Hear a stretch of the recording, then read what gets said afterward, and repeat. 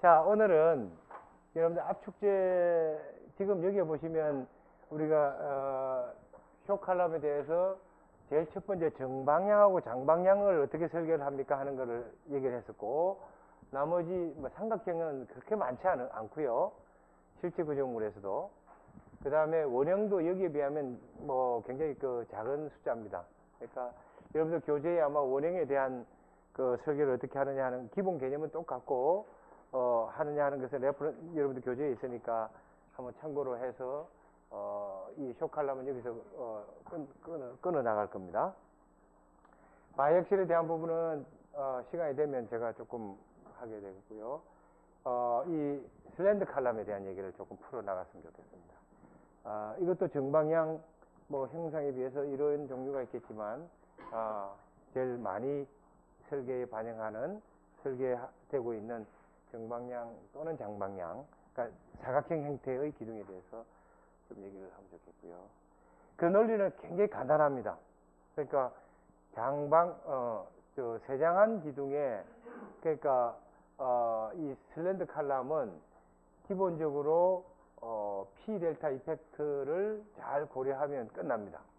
그러니까 원래 가지고 있는 모멘트에, 이건 뭐 최소 펜심이든 또는 펜심 거리가 실제 주어져서 거기에 작용하는 모멘트든, 원래 가지고 있는 모멘트 M sub E에다가 세장한 기둥에 의해서 발생될 수 있는 세컨더리 모멘트가 생깁니다. 그러니까 그것을 우리는 하중에다가 델타 이펙트라고 좀 이따 얘기하겠지만, 그래서 그 P 델타를 이펙트를 고려한 모멘트, 그러니까 여기서 말하는 P라는 하중이고 델타는 변이에 대한 개념일 겁니다. 그러니까 하중에다가 변이를 곱하면 모멘트 개념이니까, 이 앞에 있는 것은 펜심거리 E에다가 P를 곱하면 역시 그 모멘트고요. 그 모멘트는 이분할 겁니다. 저 장주의 윗부분하고, 그러니까 상부층 아래층에 이분하게 모멘트가 발생될 거라고 이렇게 생기는 것이 아니고, 근데 P 델타 이펙트는 단부는 줄어들고요. 중앙부로, 그러니까 거리가 멀어지면 멀어질수록 모멘트가 커지는 거니까 거기는 공률 형태로 커질 거라는 거지. 그러니까 요 두 개를 합치면 그것이 전체의 모멘트 M 토탈이 될 거라는 거죠. 그 기둥의 토탈 모멘트가 될 거라는 거죠. 그러니까 요것만 잘 계산하면 사실은 끝납니다. 이것을 우리는 랭스 이펙트라고 얘기하고요. 우리가 요 그림을 20번째쯤 봤을 것 같은데, 지금 쇼 칼럼은 요 위치에 가 있고요. 물론 요만큼의 충격이 저감해야 되는 이유는 이제 여러분들이 아실 것 같고, 슬렌드 칼럼이 오게 되면 충격이 여기서부터 요만큼 줄게 되고요. 요만큼 줄죠. 여기서 요만큼의 충격이 줄게 될 것이고, 모멘트의 영향은 그만큼 커진다는 거죠.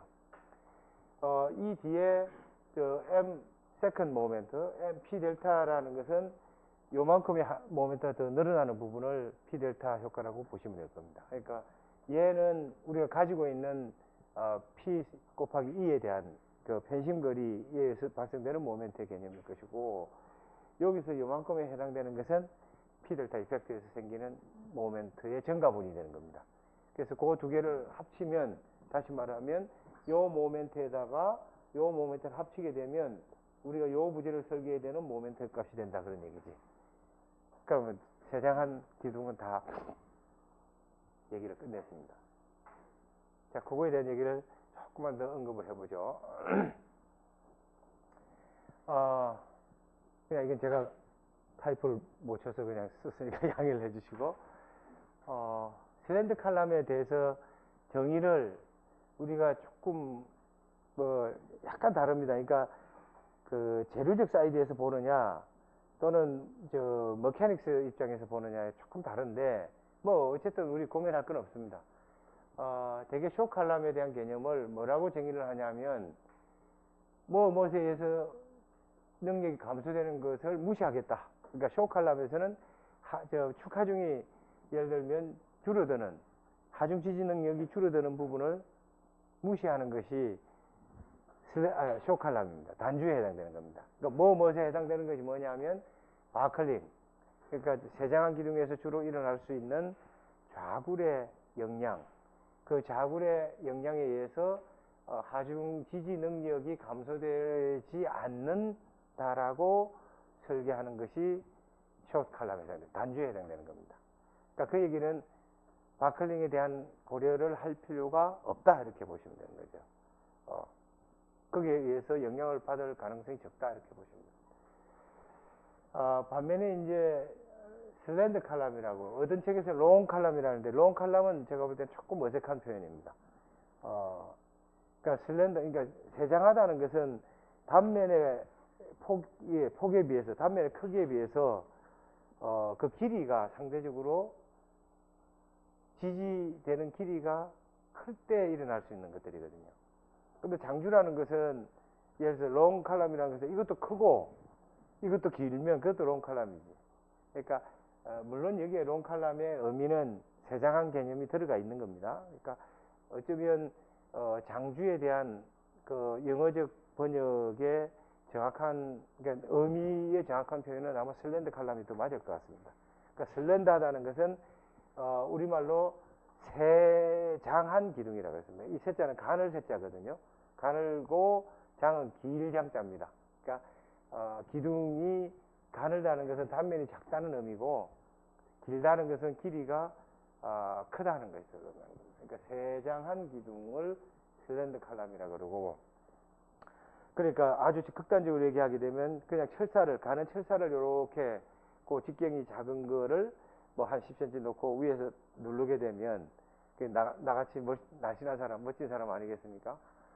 스모 선수가 옆에 있고 나같이 날씬한 사람이 있으면 위에서 같이 누른다고 한번 생각해 보시죠. 우리 2학년 때 많이 했지 않아요? 그죠? 누르면, 이 위에 누르게 되면 스모 선수는 두부가 하듯이 그냥 내려 누르면서 앞뒤가 파괴가 일어난다는 거지. 그지? 옆으로 이렇게 이렇게 안 된다고. 근데 나는 누르면 이렇게 주저앉는 것이 아니고요. 물론 여기가 우리가 지지가 됐을 때 나는 누르면 이렇게 파괴된다는 거지. 이렇게 누르면 이 방향으로 파괴된다는 거지. 그러니까 이 방향으로 파괴된다면 요 원래 내 발끝하고 머리 축이 있고 내 이 복부 사이에 거리가 하나 생긴다는 거죠. 이건 길이가 길면 발생될 수 있는 이 거리거든. 그러니까 요게 델타라는 겁니다. 그러니까 요 델타하고 위에서 내가 누르는 이 힘 P를 곱하면 조금 전에 얘기했는 두 번째 세컨더리 모멘트 P 델타 이펙트다 이렇게 보시면 되는 겁니다. 물론 여기 직립되어 있는데 바를 놓고서 여기 하중을 놓으면 요 PE는 원래 프라이머리 모멘트가 될 겁니다. 그건 언제나 있는 거죠.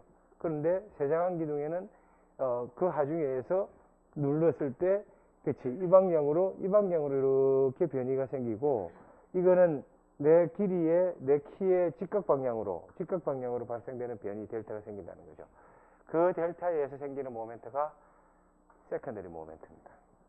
그러니까 그렇게 일어날 수 있는 것이 세장한 기둥이죠. 자, 그래서 세장한 기둥은 지금 얘기한 대로 횡방향 처짐, 그죠? 내 길이 방향에 대해서 직각 방향으로 발생되는 횡방향 처짐을 고려해야 된다. 그 횡방향 처짐은 세컨더리 모멘트의 개념이 될 것이다 그런 얘기죠. 그리고 위에 두 번째 두 개의 내용은 뭐냐면, 이미 여러분들한테 말씀드린 것처럼 세장하면 제일 첫 번째 바클링이 일어날 가능성이 높다는 거죠. 단주에서는 바클링에 대한 효과가 거의 바클링에 대한 영향이 거의 없는 기둥이었는데, 반면에 슬렌더 칼럼은 좌굴에 대한 어떤 이 영향을 받을 수 있는, 그 다음에 일라스틱 쇼트닝이라는 것은 탄성 수축입니다. 그러니까 요건 제로적인 개념인데요. 일라스틱 쇼트닝이 조금 더 단주에 비해서 크게 발생될 수 있는, 작은 쇼트닝이라도 영향은 크게 일어나는 그런 어떤 세 가지가 슬렌더 칼럼에서 일어날 수 있는 것들입니다. 자, 이 장주의 개념은 가늘고 길다 그랬었고요. 세장한 기둥의 개념이고, ACI에서는, 미국 코드에서는 세장한 기둥을 정량적으로 이렇게 표현하고 있습니다. 뭐라고 표현하고 있냐면, 축하중 지지 능력, 그죠? Y축에 그 축하중 지지 능력이 단주에 비해서 한 5%, 자기가 원래 지지할 수 있는 거에 5%보다 크게 감소될 때, 여기서 보시면 하중 지지 능력을 감소를 무시하는 것이 쇼 칼럼이었는데, 슬렌더 칼럼에서는 얘에서 하중 지지 능력 감소를 고려해야 된다, 이런 의미 아니겠습니까? 그 얼마나 지지 능력이 감소됩니까? 대략 한 5% 이상, 최소 5%가 축하중 지지 능력이 감소되면 그때는 ACI에서 제시하고 있는 세정한 기둥이다. 슬렌더 칼럼이다. 이건 축하중에 대한 개념이었죠. 축하중에 대한 개념은 여기서 보면 여기서부터 요만큼 축하중이 줄어드는 걸 얘기하는 겁니다. 그죠? 그러니까 슬렌더 칼럼이 일반 단주에 비해서 5% 지지할 수 있는 축하중의 P 값에 5%가 줄어드니까 0.95 PU 값을 넣으면 그때는 세정한 기둥으로 봐라 그런 얘기고요. 두 번째 정의는 뭐냐면 조금 전에 얘기했는 이렇게 발생되는 이 횡배니 모멘트, 세컨더리 모멘트가 발생이 되면 위에 있는 이 축하중 지지 능력을 현저히 감소시킨다는 얘기입니다. 그러니까 여기서 보면 이 모멘트가 이렇게 커지면 충격이 이렇게 가는 것이 아니고 요만큼 충격이 많이 줄어든다, 이렇게 보시는 겁니다. 이것이 세정한 기둥의 정의입니다. 나중에 설계하는 방법은 뭐 조금 복잡한 듯 하지만 그 룰에 따라서 잘 하면 되시고요. 그 개념을 잘 이해하면 좋겠다. 자, 그래서 이 세정한 기둥에 내가 세 가지를 얘기를 했는데 재료적인 얘기를 두 번째 썼고요. 우선은 세장비, 슬렌더니스 레이시오가 커진다는 겁니다. 세장비는 이미 여러분들이 다른 수업 시간에 뭐다는 것을 배웠겠죠. 그 세장비가 커진다는 얘기고, 두 번째 재료적인 개념에서 보게 되면 우리가 재료의 기본적인 파괴 패턴은 여기서 요선이 파괴 곡선이라고 그랬죠. 그죠? P와 M의 상관곡선, PM 릴레이션 커브지만은 요선을 따라서 가게 되면 그 부재가 충분히 재료, 다시 말하면 콘크리트나 철근이 항복, 그러니까 입실론 CU가 0.0, 우리 기준에서 0.003, 입실론 S는 입실론 Y에 도달한다라고 가정한 것이 요 곡선이거든. 그러니까 여기에 요선이라는 것은 충분히 그것들을 경험해 줘야 된다는 거예요. 그죠? 경험해 줘야 된다. 자, 그런데 이 재료 잘못하면 이 슬렌더 칼럼은 좌구로에서 잘못하면 파괴될 수가 있는데, 그때 파괴의 패턴은 나중에 안정성 파괴도 얘기하겠지만 재료가 충분히 항복 0.3%, 003, 그 다음에 입실론 Y에 도달하기 이전에 좌구로에서 파괴될 가능성이 높아진다는 겁니다. 그러니까 좌구로에서 파괴된다는 것은 이때 콘크리트의 변형률은 0.3%에 도달하기 이전이라는 거죠. 그러니까 이전에 좌굴 파괴를 할 수가 있다는 얘기입니다. 이 좌굴 파괴는 아까 얘기했지만은 충격과 모멘트인데, 이때 모멘트의 P 델타 이펙트에 의해서 영향을 받을 가능성이 높다. 그 다음에 이 세정한 기둥의 설계에 반영돼야 하는 모멘트 M sub C는 PUE, 이게 M1이고요. 프라이머리 모멘트가 되는 것이고, 그 다음에 델타에서 발생되는 PU 델타를 곱하면 M sub C가 되니까 PU를 끄집어내고 하게 되면 갈로 안에 편심거리 E와 횡변이 델타의 합에 의해서 발생되는 그 편심거리, 요것을 고려한 모멘트가 여러분들이 세정한 기둥에 고려해야 되는 모멘트가 될 것입니다. 그 다음에 여기 두 가지 용어를 얘기를 해두었는데, 그 하나는 뭐냐면 횡구속이 되어 있느냐, 횡구속이 되어 있지 않느냐 하는 개념입니다.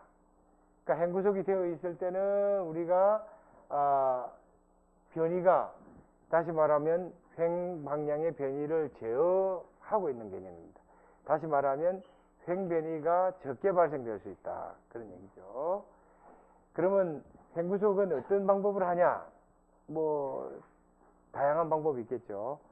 여기서 제안하는 것처럼 나중에 내 그림을 설명하지만 브레이싱을 달거나, 그러니까 뭐 이런 X자나 K자나 뭐 이런 브레이스를 달아서 그 방향의 변이를 줄여주는 그런 어떤 그 방법을 쓰거나, 또는 굉장히 강력한 전단벽을, 그러니까 쉬어월입니다. 코어의 쉬어월을 굉장히 두껍게 한다든지 강력한 전단벽을 설치를 하면 전체의 횡변이를 전단벽에서 제어하는 것입니다. 그러면 기둥에 발생되는 이 횡변이도 줄어들게 돼요. 그러한 어떤 이 방법을 고려해서 사용한 골조는 횡구속된 골조라고 이렇게 표현합니다. 나중에 뭐 얘기하겠지만 그때 발생되는 변이는 전체 높이의 한 1500분의 1 정도 이내로 들어오게 설계를 하게 될 것이고, 물론 이 기준, 각국의 기준마다 좀 다릅니다만 우리 기준에서는 발생되는 횡변이는 굉장히 작다, 미소한 값이다, 이렇게 볼 수가 있습니다. 반면에 횡구속되지 않은 비횡구속 골조는 이런 브레이스나 가세나 전단벽이 상대적으로 적은 양이 배치되어서 전체적인 횡변이가 크게 발생되는 골조를 비횡구속 골조입니다. 그러니까 횡구속되지 않은 골조다, 이렇게 보시면 되죠. 그 다음에 첫 슬라이드에도 얘기를 했지만은 모멘트의 방향이 같은 방향으로 해서 이렇게 한쪽 방향으로, 그러니까 모멘트의 부호가 동일하게 플러스든 마이너스든 동일하게 발생되는 하나의 곡률이 생기는 것을 우리가 싱글 커브, 단 곡률이라 그러고요. 이렇게 모멘트의 방향이 달라서 요 기둥부재가 곡률이 서로 다른 방향으로 발생될 수 있는, 그러니까 모멘트의 부호가 이런 형태로, 이런 형태가 아니고 플러스 마이너스, 이거는 플러스 마이너스 이렇게 가는 것을 우리는 복곡률이라고 그럽니다. 더블 커베이치라고 그러죠. 이렇게 이중 곡률, 그 다음에 단일 곡률, 이렇게 얘기를 할 수가 있습니다. 이 슬라이드를 잘 머릿속에 넣어주길 바랍니다. 뒤로 한번 스트레칭 쫙 한번 합시다. 오늘 섭해가지고 내가 이 정도 힘들면 여러분들 굉장히 힘들죠. 얼마 안 남았습니다, 그죠? 13주째니까 조금만 견디면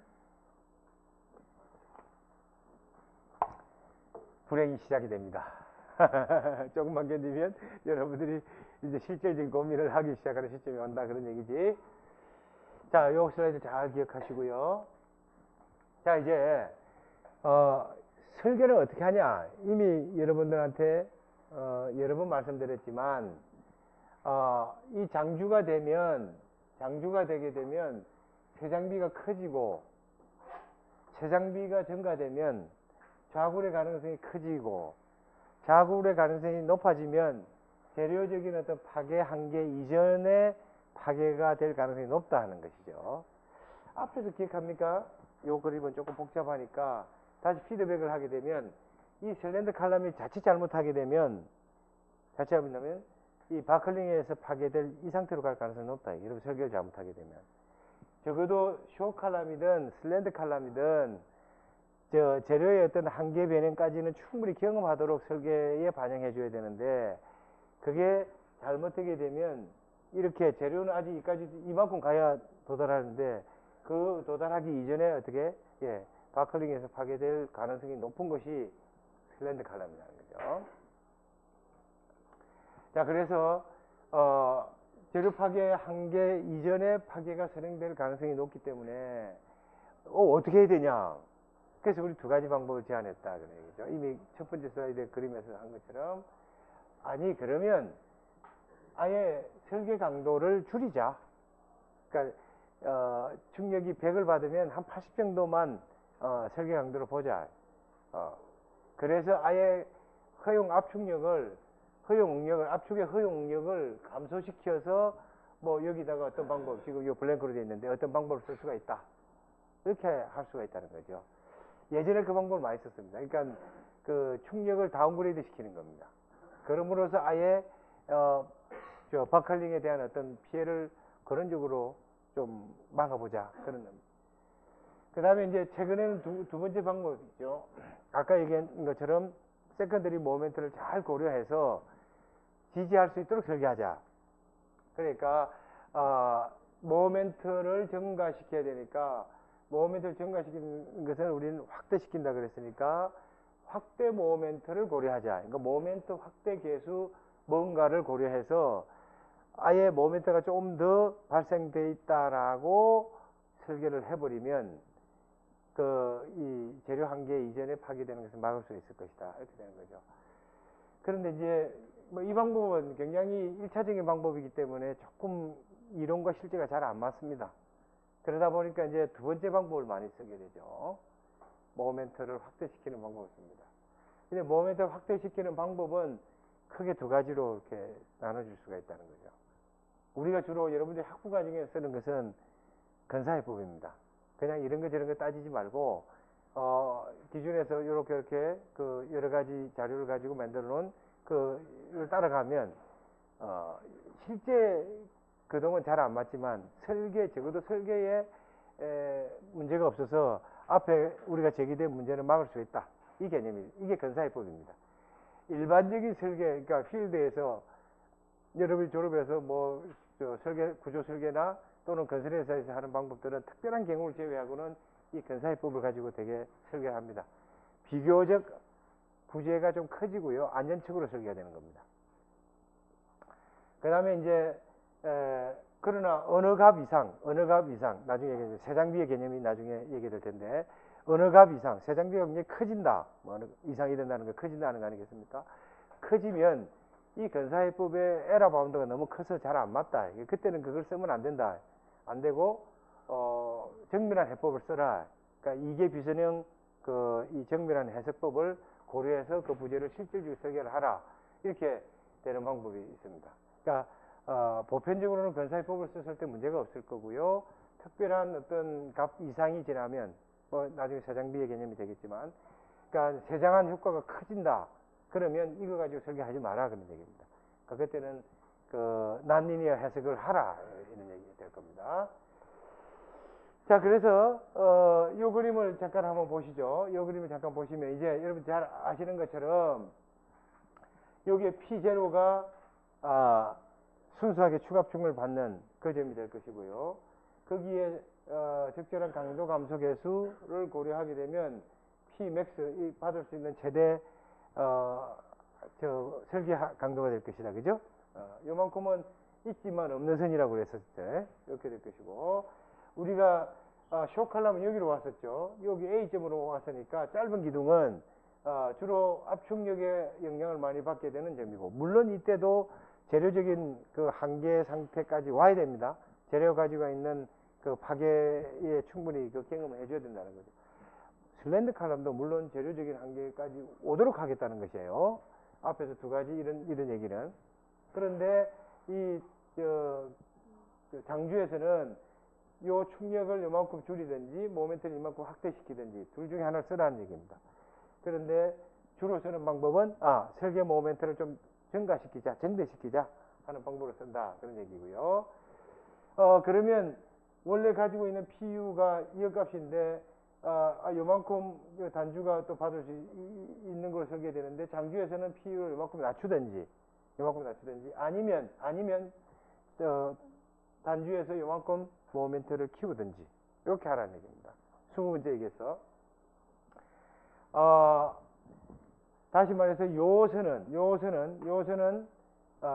전형적으로 재료에 충분히 경험할 수 있도록 한 파괴곡선이고, 거기에 도달하는 요선이나 요 만나는 요점 A 또는 B는 재료의 한계 상태를 경험하도록 설계한다는 얘기입니다.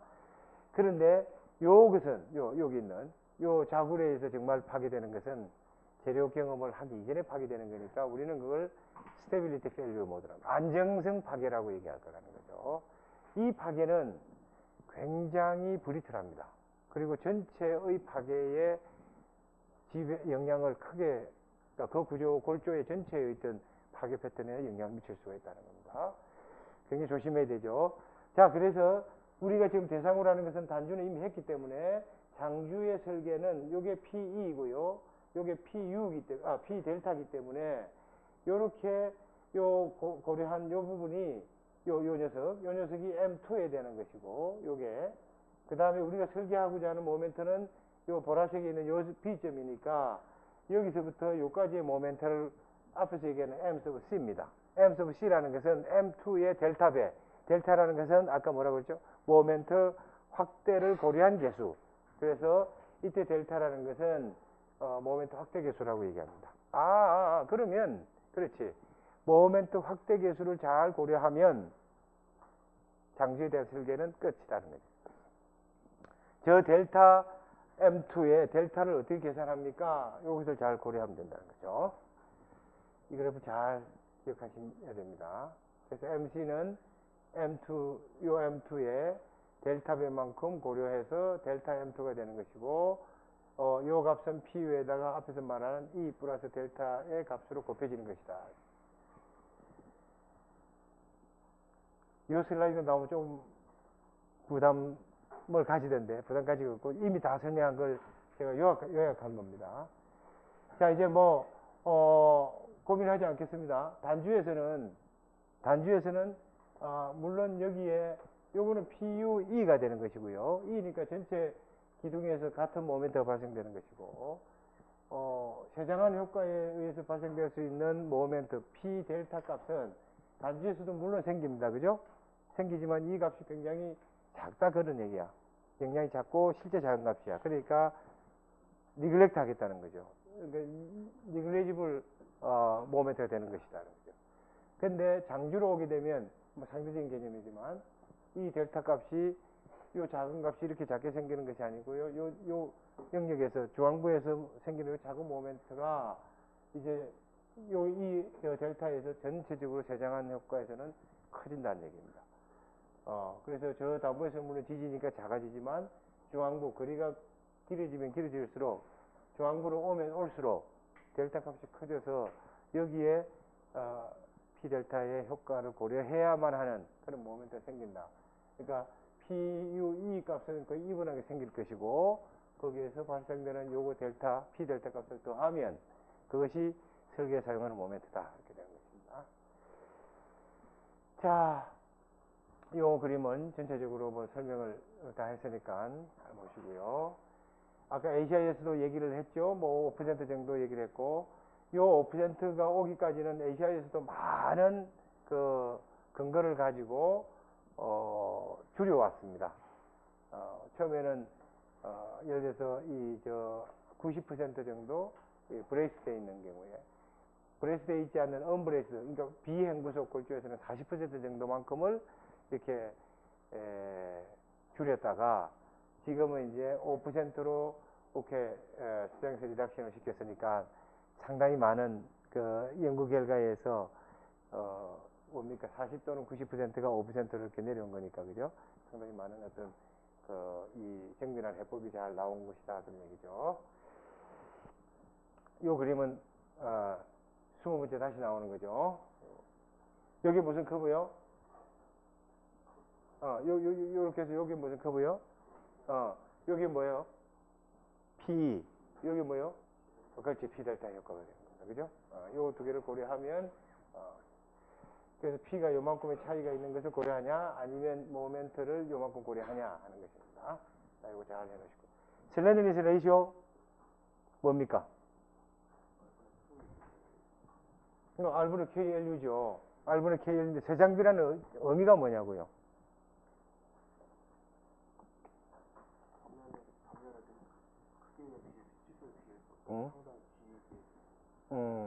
LU가 뭡니까, 여기서?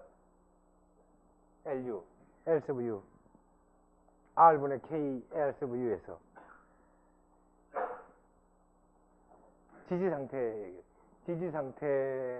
지지와 지지된 상태의 그렇지, 지지 길이의 개념들. 지지 상태를 표현할 수 있는, 얘기가 될 거라는 거죠. 그러니까 어디에 어떻게 서포트되어 있느냐 하는 개념을, 여러분들이 고려하시면 되겠고, 분모에 들어가 있는 R이라는 것은, 그렇지, 회전 반경에 대한 개념입니다. 그죠? radius of gyration이라고 하는, 그러니까 이 R은 우리가 역학에서 어떻게 배웠습니까? 단면 이차 모멘트를 단면적으로 나눠서 루트 하게 되면, 그러니까 A분의 I를 루트 씌우게 되면 그것이 R 벡터가 되는 거죠.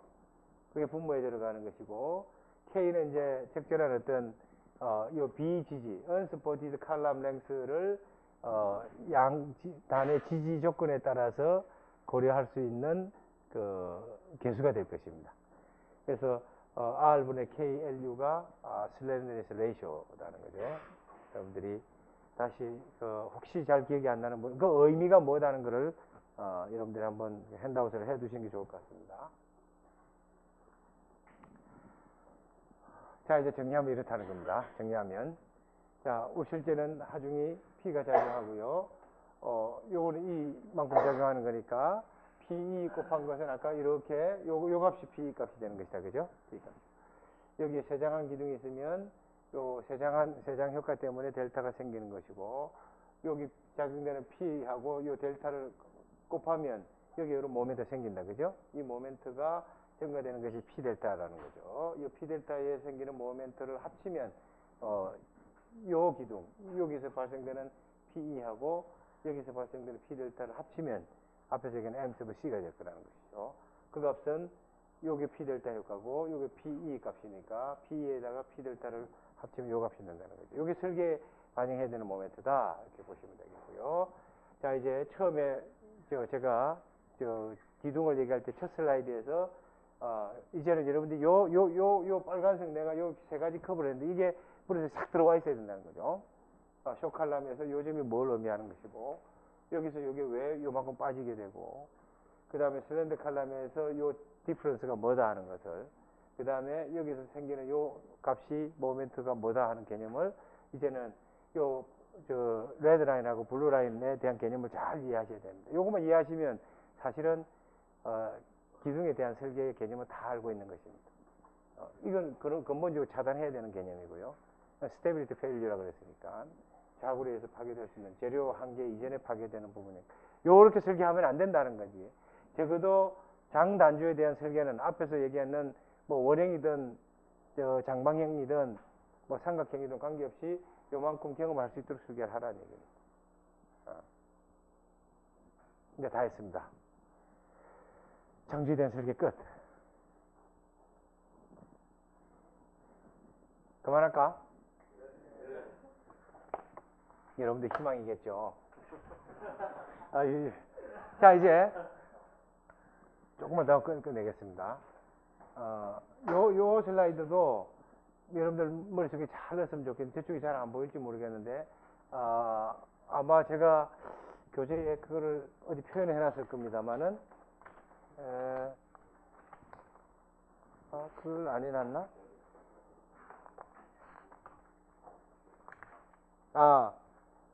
여러분들 교재에 아마 164쪽에 보면 장주 설계를 위한 표현을 해놨고요, 교재에. 나중에 그걸 참고를 하시면 되겠고요. 자, 그런데 이제, 요 그림을 그 교재에서 내가 뺐군요. 하나 좀 그냥 가볍게 이해를 해주면 좋겠는데요, 가볍게. 이제 세장한 기둥, 그러니까 세장비를 우리가 알고 있으니까 R분의 KLU라는 거죠. 그 세장비를 잘 고려해야 되는데, 이 세장비는 결국은 세장한 효과를 어떻게 고려하느냐 하는 개념이고, 세장 효과를 고려한 세장비에 따라서 설계를 어떻게 하느냐 하는 얘기입니다. 아까 제가 얘기를 했죠. 횡구석이 되어 있느냐, 오른쪽에 요걸 따라가면 되는 것이고, 횡구석이 되어 있지 않느냐 하면 이겁니다. 그러니까 이건 브레이스 시스템이고 이건 non 브레이스 시스템입니다. 이 브레이스 시스템과 non 브레이스 시스템은 전체 골조에서 이미 여러분들이 결정해야 되는 겁니다. 지금 우리가 장주냐 단주냐 하는 것은 멤버 레벨에서 얘기하는 것이고요. 이것은 프레임에 대해서 얘기를 해야 됩니다. 잠깐 요 얘기를 요 두 가지로 분류를 했으니까 요걸 잠깐 제가 디슬라이드에서 먼저 얘기를 하고 다시 앞으로 오겠습니다. 예를 들면 이런 얘기입니다. 이것도 뭐 제가 스케치를 그냥 아주 그냥 컨셉입니다. 컨셉. 이거는 뭐 정말 맞습니까? 이렇게 따질 수 있는 얘기지만 컨셉입니다. 이렇게 벽이 배치되어 있다는 거예요. 요 칼럼이 이렇게 있고요. 칼럼이 이렇게. 우리 설계는 예를 들면 이런 설계를 하고 있는 건데, 기둥에 대한. 근데 벽을 요렇게, 지금 내가 여기다 벽을 요렇게 설치했단 말이죠. 예를 들어서. 이 방향으로는 벽이 없어. 벽이 없고 그냥 그 기둥과 기둥 사이에 가다만 이렇게 배치되어 있는 거라. 그러면 지금 이 Y 방향하고 이 X 방향은 다르다는 거예요. 골조에서 아까 얘기했는데 지금 눈 감지 말고 잘 들어. 골조에서 스웨이가 이렇게 그 횡변이가 일어날 수 있는 그 경우의 수가 달라진다는 거예요. 이 방향하고는. 지금 이 방향은 지금 내가 얘기하는 이 방향이 이 X 방향이거든. 여러분들 보고 이 방향이라는 거지. 이 방향은 뭐가 있냐면 얘가 있다는 거예요. 강력한 그 전단벽이 아주 강력하게 양쪽 끝에 네 개가 딱 붙이고 있단 말이지. 그러면 이 방향으로 변이가 일어날 수 있는 거는 뭐 바람이든 지진이든 변이가 일어나려고 그러는데 뭐가 막아요? 벽이 강수이 큰 벽이 딱 막고 있으니까 이 방향의 변이는 이렇게 생기는 것이 아니고 이렇게 생긴다는 거지. 아무도 안 웃네, 이 나쁜 녀석. 에이, 나쁜 녀석들. 내가 열심히 저걸 했건만. 이제 이 X방향으로 하겠습니다. X방향은 이 벽이 이만큼, 이건 강수이 크잖아. I 값이 커지는 거 아니에요. 그죠? 이 X축에 대해서. Y축에 대한 이 I 값은 굉장히 작잖아요. 그러니까 지금 벽이 이렇게 설치되어 있으면 이 방향으로 보면 이렇게 내가 씁니다, 이제. 이 방향으로 쓰면 어떻게? 이렇게, 그렇지. 좀 따라 해줘야지. 변이가 이렇게 생긴다고. 그러니까 많이 생긴다는 거지. 그러면 X방향하고 Y방향의 변이는 요거니까 전혀 다르다는 거예요, 스웨이가. 에이, 선생님, 이 방향은 그 대신에 이게 프레임이 많지 않습니까? 물론 많습니다. 그래서 내가 컨셉입니다. 강력한 슬래브가 이렇게 배치되어 있고 칼럼이 이렇게 되어 있으면 이 방향은 투스팬이고 이 방향 하나, 둘, 셋, 네 개니까 전단벽이 좀 작아도 선생님께서 말씀하신 이 변이가 안 생기지 않습니까? 물론 그렇지. 슬래브가 쫙 있으니까. 그 개념적 얘기라는 거예요. 강력한 전단벽이 딱 배치가 되어 있으면 변이를 저하한다는 그런 의미라는 거죠. 그러니까 이 방향으로는 laterally brace 골조 프레임이라고 얘기하죠. 이 방향으로는 unbraced 프레임이라고 얘기할 수 있다는 거죠. 그러니까 하나의 골조에서도 여러분들이 벽체를 또 브레이스를 어떻게 배치하느냐에 따라서 다르다는 겁니다. 더욱이 여기다가 이렇게 X자를 강력히 막아주게 되면 이 방향에 이렇게 X자를 박아주면 이 방향으로도 또 이 방향으로도 브레이스 될 수 있다는 거죠. 무슨 말인지 이해하시겠습니까? 예. 여러분들이 전체의 프레임을 어떻게 배치를 하느냐에 따라서 브레이스 시스템이 프레임이 될 수도 있고 언브레이스 프레임이 될 수 있다는 거죠. 그러면 그게 정량적으로 어떤 얼마를 기준으로 할 겁니까? 벽을 우리는 정성적으로 벽을 굉장히 두껍게 하고 많이 길게 하면 짧게 하고 얇게 하는 것에 비해서 상대적으로 그건 브레이스 되어 있습니다. 이렇게 얘기할 수 있겠지만 그걸 정량적으로 우리는 얼마 값을 얘기를 하면 그 브레이스 되어 있다, 언브레이스 되어 있다 이렇게 얘기를 할 수 있냐 그런 얘기지. 그게 뭔가 있어야 되지 않냐는 겁니다. 그러니까 그 값을 우리가 대략 지금 여기에 보시면 다시 피드백 하겠습니다. 나중에 얘기했지만 여기에 K 값이 뭐 이렇게 브레이스 프레임에서는 K 값이 작은 값을 갖게 되고요. 언브레이스에서는 K 값이 1보다 커서 무한대 값이 커진다는 거죠. 그러니까 이렇게 될 건데 다시 피드백 앞으로 가서 좀 얘기를 하고 자 이렇게 되면 요게 비행구석이에요. 이건 뭐지? 지금 얘기하게 되면 이거야. 이렇게 많이 생기는 거지. 요 행구석은 이거 뭐예요? 요거. 변이가 작다는 거예요? 여기 행구석 골조를 요렇게 비행구석 골조는 요렇게 얘기를 할 수 있다 그런 얘기지. 자, 그러면 그걸 두 개를 놔두고요. 그 두 개의 프레임을 이제 이해를 하고 그러면 이때 세장할 거를 어떻게 고려합니까? 지금 요선, 내가 요선에 대한 이거 조금 논란이 있습니다만은 지금 요선의 이 이전에는 세장이 좀 영향이 있어도 그 무시하라. 세장 효과를 무시하고 설계해도 좋다 이런 얘기입니다. 여기서부터 넘어서면 그때는 장주의 개념을 갖고 들어와서 세장한 효과를 고려하라 이렇게 되는 것이고요.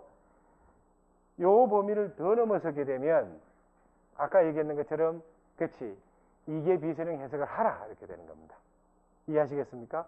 그러니까 지금 이렇게 그래프로 만들 수가 있다는 거죠. 자 그러면 오늘 여기까지만 설명하고 제가 끝낼 테니까요. 잘 조금만 졸지 말고 요렇게 지금 요 경우는 단주의 개념이거든.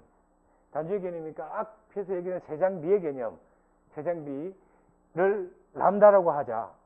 우리 보통 람다라고 세장비를 했잖아요. 그죠? 그 세장비가 람다가 R분의 KLU였으니까 이거 뭐 왜 이렇게 나오는지는 여러분들이 증명할 수 있어야 되고요. 이렇게 증명하지 않습니다. 그 람다 세장비가 22보다 작다. 22보다 작으면 비행구속 골조에서 작으면 또는 횡구속된 골조에서 R분의 KLU가 34-12 M2분의 M1이야. 이때 M2라는 것은 상하 기둥 중에서 나중에 다시 얘기했지만 상하 기둥에서 모멘트 큰 녀석이 M2야. 위에서 작용하는 모멘트 단공률이든 이중공률이든 M1하고 M2 중에서 상부에 작용하는 모멘트나 하부에 작용할 수 있는 모멘트 중에서 큰 녀석이 M2란 말이야. 만약에 M1하고 M2가 같은 값이다. 상하 기둥의 모멘트가 대개는 뭐 저 칼럼 사이즈도 같고 높이도 같고 하중도 같고 뭐 저 주변에 같으면 되게 M1하고 M2 같을 경우가 많은데 M1하고 M2가 같은 값이라 그러면 여기 1이 되는 거죠. 제일 뒤에 두 번째 항이. 그럼 여기 12가 되고요. 잘 봐. 그러면 34, 12 빼면 얼마요? 22가 될 거라는 거죠. 그 22의 값은 여기 이 값입니다. 이 값이라는 거죠. 자, 그래서 다시 정리하겠습니다. 횡구속되어 있는 골조에서는 R분의 KLU가 34-12 M2분의 M1이야. 그 다음에 횡구속되어 있지 않는 경우는 정량적인 값으로 22보다 작은 값이야. 이것도 물론 작은 값이지만. 그러니까 세장비가 22보다 작거나 요거보다 작으면 각각 횡구속되어 있고 횡구속되어 있지 않는 골조에서 작으면 그때는 단주를 고려해서 설계하라는 얘기입니다. 그러니까 이때는 뭐냐? 그렇지. 저 P 델타 이펙트는 negligible. 무시하고 설계 좋다. 자, 이제 두 번째 경우는 얘보다 크면, 예를 들어서 22보다 크면 34-12 M2분의 M1 값이 보다 M 값이 크면 이제는 장주에 대한 효과를 고려하십시오. 이렇게 되는 겁니다. 그러니까 세장비의 영향이 커지는 겁니다. 그러니까 이때 이 세장비가 앞에 저기 있는 모멘트 확대 계수법으로 하든 이제 충격을 줄이는 건 제가 뺐으니까 아니면 이게 비선형 해석을 하든 하십시오. 그런 얘기입니다. 근데 그 값이 어디까지 가냐면 100입니다. 100이라는 것. 람다 값이 22보다 크고 100보다 작거나 람다 값이 34-12 M2분의 M1보다 크고 100보다 작으면 물론 이때도 비선형 해석을 해도 돼. 사실은 좀 비선형 해석은 뭐 정확한 해법이니까 뭐 어느 걸 써도 관계없어요.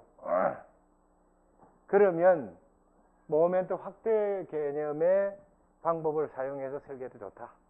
장주에. 물론 이게 비선형 해석을 해도 좋다. 시간이 좀 걸리더라도 이게 비선형 해석은 나중에 조금 제가 제일 말미에 소개만 하겠습니다. 굉장히 복잡한 그 해법입니다. 대학원에서 주로 많이 이제 논의를 하는데 이게 장주라는 개념입니다. 자, 그 다음 단계는 뭐냐면 당연히 R분의 KLU가 양쪽 다가 뭡니까? 횡구속 골조이든 비횡구속 골조이든 100보다 대략 크면 여기서 말하는 그 확대 계수법보다는 이계 비선형, 그러니까 탄성 2차 해석을 하라는 얘기입니다. 그때는 이 근사해법으로는 요걸 쓰지 말고 조금 정밀한 해법을 쓰십시오. 그러니까 세장비가 좀 큰 경우가 되는 것이거든. 그렇게 된단 말이죠. 물론 이때 나중에 제한이 좀 있을 겁니다. 확대 모멘트 비율을 뭐 얼마로 제한하자, 뭐 이렇게 1.4로 제한하자, 뭐 이렇게 될 겁니다. 자, 요게 이제 전체적인 어떤 해석입니다. 전체적인 장주에 대한 것을 우리가 어떻게 설계를 하면 좋겠습니까? 하는 큰 그림이 될 거라는 거죠. 왼쪽이 비행구석인, 그러니까 스웨이가 일어날 수 있다는 거예요. 요거는 오른쪽이 횡구속되어 있죠. 브레이스 시스템입니다. 난 스웨이. 그러니까 이 횡변이가 그렇게 크게 생기지 않는 게, 그건 아까 제가 개념적으로 잠깐 말씀드렸죠. 그래서 이 경우는 이게 사실은 비행구속되어 있는 골조보다는 횡구속되어 있는 골조가 조금 더 스테이블할 수가 있겠죠. 왜냐하면 횡변이가 좀 적게 생길 수가 있으니까. 그래서 요 비행구속되어 있는 골조를 제한하는 것을 보게 되면 되게 정량적인 수치로 제한을 많이 했고요. 횡구속되어 있는 골조에서는 큰 모멘트하고 작은 모멘트의 비율을 좀 여기다 고려해 두고 있습니다. 자, 요렇게 요 그림을 조금 이해하면 좋겠습니다. 굉장히 쉽죠, 뭐, 그죠? 뭐, 결국은 22 정도, 100, 그 다음에 100 이상. 내 머릿속에 그것만 들어가 있습니다. 이 슬라이드 안 보면 나도 기억 못 합니다. 그리고 오늘 나 금방 잊어버리고요. 여러분들 기억하셔야 되겠죠? 그러니까, 대략 세장비 람다가 한 22 정도 이내면, 이건 뭐 그냥 세장 효과가 그렇게 크지 않으니까 단주로 설계하면 될 것이고, 100보다 작으면 뭐 장주에 우리 일반 근사해법 오케이. 그 다음에 100보다 큰 세장비의 개념은 우리가 근사해법 가지고는 조금 그 에러 바운드 크다. 그러니 이게 비선행 해석을 했으면 좋겠다. 이렇게 기억을 하면 좋겠습니다. 오늘은 다른 거 다 잊어버리시고요. 장주가 뭡니까? 그러니까 세장기 슬렌더 칼럼이 뭐를 우리 슬렌더 칼럼이 긴 기둥입니다. 이제 그게 아니라는 거죠. 세장비의 효과를 좀 고려해야 된다. 그러면 이게 재료적 파괴를 유도시키려고 그러면 어떻게 해야 되냐. 우리 두 가지 방법을 제안했고, 그 중에서도 모멘트를 좀 확대 또는 정대를 시키는 방법이 좋겠다. 그런데 프레임에서, 전체 골조에서 이게 전체의 변이를 제어하고 있느냐, 아니냐를 제일 먼저 따지는 게 중요하고요.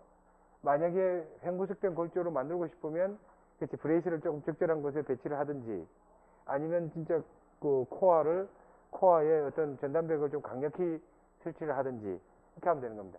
그게 이제 아키텍트들하고 부딪히는 겁니다. 아키텍트들은 어떻게 돼?